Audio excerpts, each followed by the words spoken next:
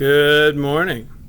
We're going to do a little video data collection on a lab this morning. Your classroom, this is what it looks like these days during quarantine. All the desks are up. The hamster, I took her home for a while, but she was so crazy she drove me insane. She's in there, still doing fine. She was doing flips just a while ago, driving me insane. The snake just ate a big rat. He's all happy. The flowers are blooming.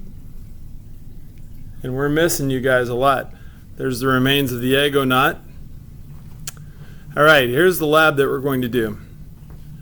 What we're going to do is we're going to collect data on acceleration versus mass. And you're going to graph the acceleration versus the mass, all right? You should have been watching the videos that I sent you. You should see, and you should know that the acceleration and the mass are inversely proportional. So you're going to try to prove that in a graph you're going to look at, or you're going to create. All right, so this cart right here is going to be accelerated by this hanging mass. So first of all, the cart, you can see this right here. It's a little bright. The cart has a mass of 325 grams.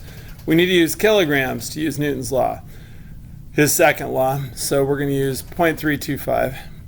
Each mass plate is approximately 200 grams, so that would be 0.20 kilograms. To show you what it'll look like, the experiment, let me put it right here like this. And we can run it one time so you can see what it looks like if I can get the camera to sit up. Okay, so this is what we'll do. We'll go like this. We'll pull the cart back. We'll start the motion detector. Motion detector is not hooked up. All right, here we go.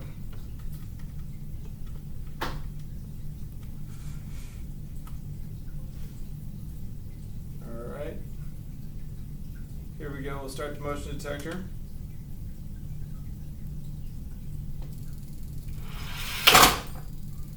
All right. When we do that right there, then we're going to analyze the acceleration. I was going to have you do an experiment at home like this, but then I realized it was going to be too difficult for you to be able to find the acceleration. So that's why we're going to use the motion detectors. Okay, we will look right here at this and be able to analyze what's going on with the acceleration rate. Here is our motion detector right there. So actually that was our first trial. Our first trial is just going to be the cart accelerating, but remember, this mass down here that's pulling it, it's part of the total mass of the system that's accelerating. So it has to be included. Now I'm going to make a little data table right here. Okay, and you can see that during this first experiment right here, we had the cart right here, the cart of 325 grams, 0.325 kilograms, plus the hanging mass, for a total mass right there. Now let's go over here and find out what the acceleration rate was. So here's the acceleration rate right during here. You can see this is when it was speeding up. Down over here is when it collided. Okay, we can look at our data. Here, let's zoom into this too, by the way. So you can see right here, the acceleration is constant, and we can grab a little piece of this here, and we can see that the acceleration was 2.86. All right, right over there where I grabbed it in a different place was a bit different, but I think this is okay.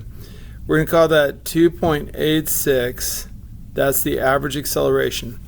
So let's go over here and write this down. So the acceleration rate was 2.86 meters per second squared. So we're going to continue now as we go along. What we're going to do is we're going to add mass plates. So look, here's another mass plate. This says 200 grams, 0.2 kilograms. We're going to put it right there. Okay, we're going to roll it back like this. We have the same mass that's pulling it. I'm going to go ahead and I'm going to start the experiment. Data collecting. Excuse me while I get it started left-handed.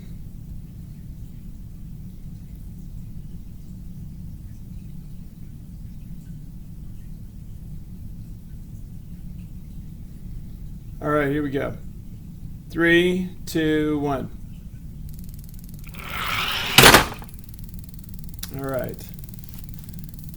So what we'll do is we'll look right here. You can see again, this is what happened. The middle graph is the acceleration graph. You can see that the velocity increased linearly. You see the exponential acceleration right here, the rounded curve of the position graph. But what we care about is right here. We care right about this. So let's zoom in. You can see right here that it is constant, and then we'll go right here and we'll find the statistics of it. For one plate, now the acceleration was 2.1 meters per second squared. So let's go write this down. So right here we have 2.1. All right, now this time we increased the plate mass right there. We increased the total mass by one plate. So this would be 0.725, right, with 200 grams. All right, next, let's do this again. So what we're going to do is we're going to add on another plate. We're going to roll it back here.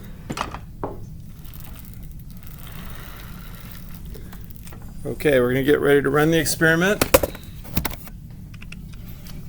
Hopefully every time we do this it'll be faster and faster. All right, 3, 2, 1.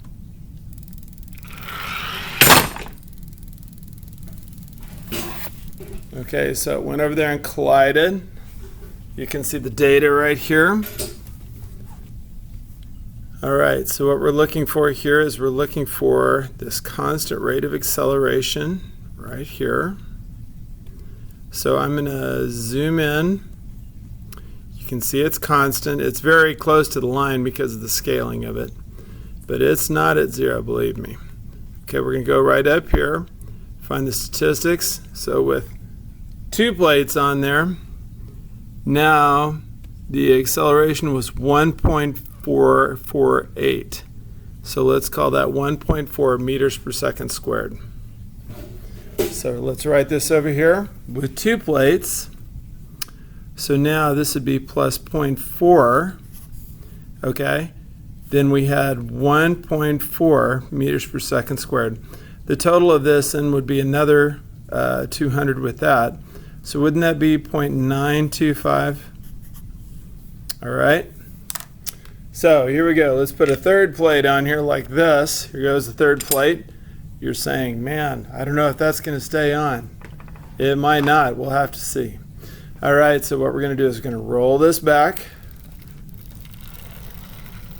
like that. We're going to get ready to run the experiment. Now, 3 plates.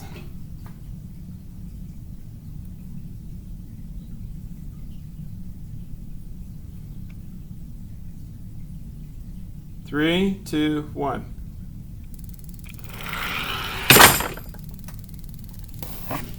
Okay, so 3 plates striking. Let's go and see what we had. Again, see how the graphs are always the same? We have the exponential nature of this one. This one is constantly increasing, and then right here we have constant acceleration.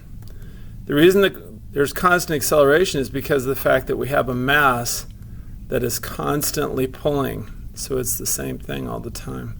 So let's zoom in so you can see that it's constant. And let's find the average right here. Okay, so now the average is 1.099. So we're going to call that 1.1 meter per second squared. So do you notice how the acceleration is going down every time? Why is the acceleration going down every single time? 1.1 meter per second squared. The reason why, of course, is because the thing is getting more massive. Okay? So we're going to add 200 grams to this, right? So wouldn't that be 1.125? Wouldn't that be that? All right. I think that's right, isn't it? 200 plus that would be 1100. Yeah, that's right. Okay. Why is it harder to accelerate? You remember how we talked about NFL linemen? Okay. If the same force was pushed on a running back versus a lineman, the running back would accelerate faster than the lineman. Linemen are big because they're hard to move, and that means what they can do is a quarterback can stand behind them and pass the ball without, getting rushed so fast. Things like this. Or a sports car is always lighter than a big old huge truck because a sports car is made to accelerate faster than a big truck. All right, so now how are we going to get a fourth plate on there? If we just put a fourth plate right there, obviously it's just going to slide right off. All right, so I think what we're going to have to do is we're going to have to use the magic of duct tape. All right, so let me have a second to duct tape this on. We're going to use a minimal amount of duct tape. So since we're going to use a small amount of duct tape, it's not going to add much mass. But what it will do is it will hold the whole thing together, so it won't fall off. All right, so here we go. Back like this again. We're going to put this back here. We're going to move this back. Uh-oh, came off right there. All right, here we are. Rolling it back. Now the heavier this thing is, the more it's going to collide at the end, and it might actually knock the whole track down. So you're going to have to see if that's going to happen or not. All right. Okay, so the cart with 4 plates attached to it. Clear the data. Ready, 3, 2, 1. Yeah, we're nearly having a collision at the end right there.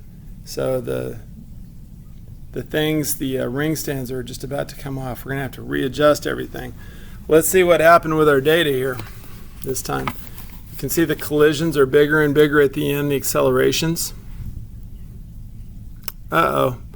I think I just erased the data. So we're going to have to redo this one. Sorry, guys. Okay, here we go.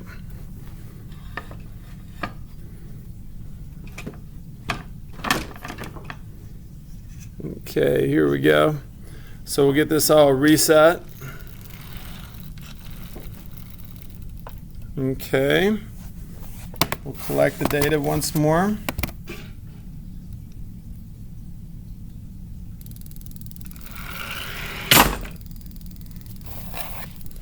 Okay, so everything hung on tight that time. Okay, looking again at the data. All right. We will zoom in this area right here.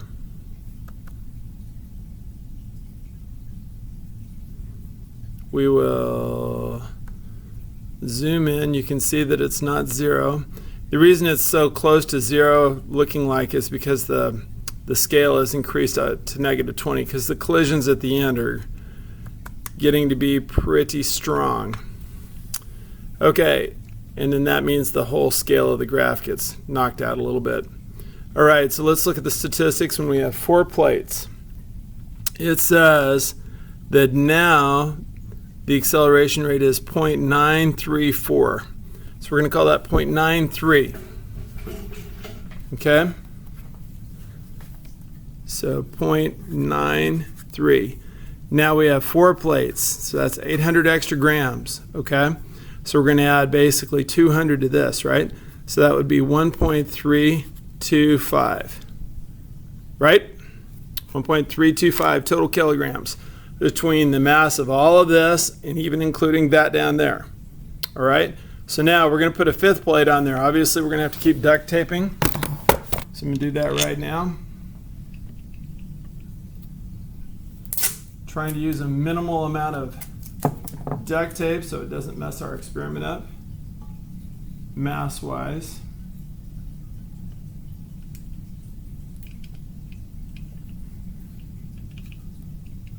All right, think we're about ready here. So we're going to pull this back. So you can see we have 5 plates there right now. 5 plates. So we'll go ahead and start the data collection.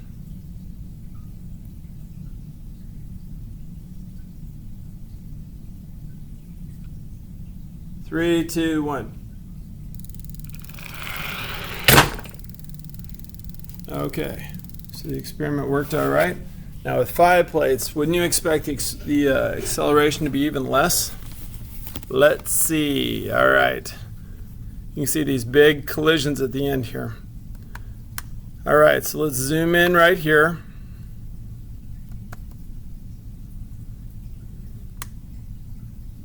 It's early in the morning, sorry.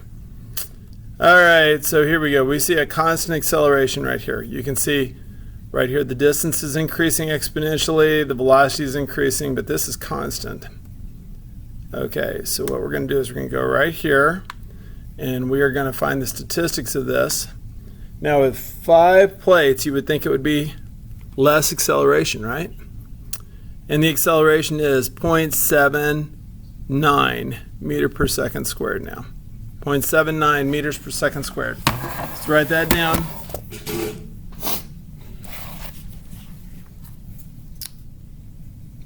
So the acceleration is 0.79 meters per second squared.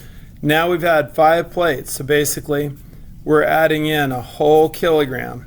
So it should be 1.525. All right, do you see how the acceleration rate is going down? All right, now, so let's go ahead and add in a 6th plate. We're going to add in 2 more eventually. This one right here, and then 1 more. And I really don't know if these are just going to crash the whole thing off the end of the table. But if it does happen, it will be interesting. And it's all in the name of science, right? All right, so here we go.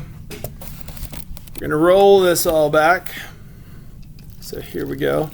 Roll the cart back like this. We'll get our motion detector all lined up.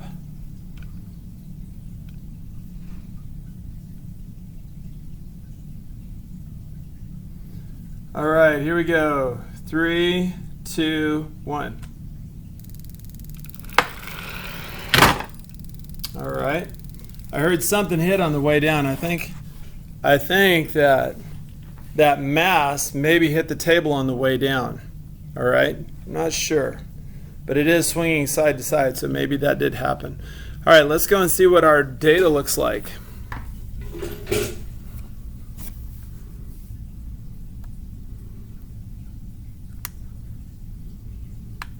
All right, so right there, we can see a constant acceleration just like what we thought we would. Let's go grab some of this data. And we see that it has an acceleration of 0.69 meter per second squared.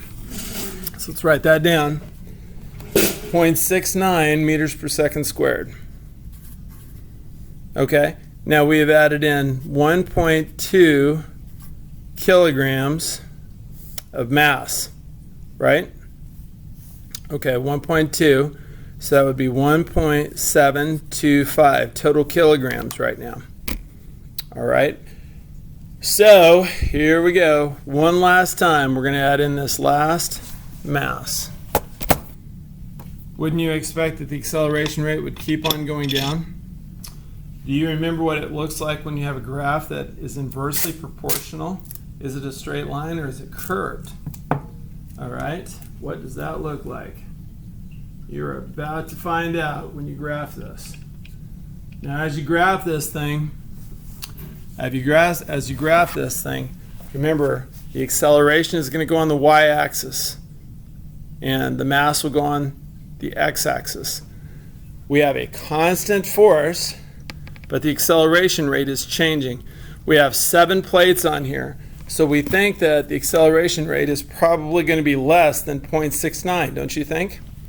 All right, so let's roll it all the way back like this, and we'll do this last experiment. All right, here we go.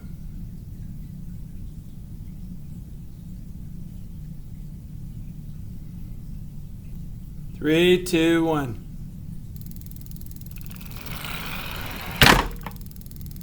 It didn't fall off. It did get spiky at the end though. Okay, so it didn't fall off. Let's see what the data says here. All right, see how it got spiky at the end? All right, so let's see if we can look right here. We're going to zoom in. We zoom in so you can see that it's constant. It's just slightly above 0. Do you see how the acceleration graph is scaled all the way up to like 50? Okay, so watch right here. What we're going to do is we're going to grab this, we're going to look at this, and look at the statistics. And sure enough, now the mean is 0.6283. So we're going to call that 0.63 meters per second squared. That is really good data. You're going to be able to find out 0.63. You're going to be able to find out exactly what a graph looks like when it's inversely proportional. 1.40 kilograms added right there. That's what all that mass is. The total would be obviously 1.925 total kilograms. So again, this is what you're going to graph. You're going to graph the acceleration by the total mass. Your graph is going to end up looking something like acceleration and mass. Your graph is going to end up looking something like this. It's going to look inversely proportional. Make a good graph. I'll send you some graph papers so that you can do this, and we'll have graphs that look somewhat alike. Thank you very much. Have a good day, and we miss you.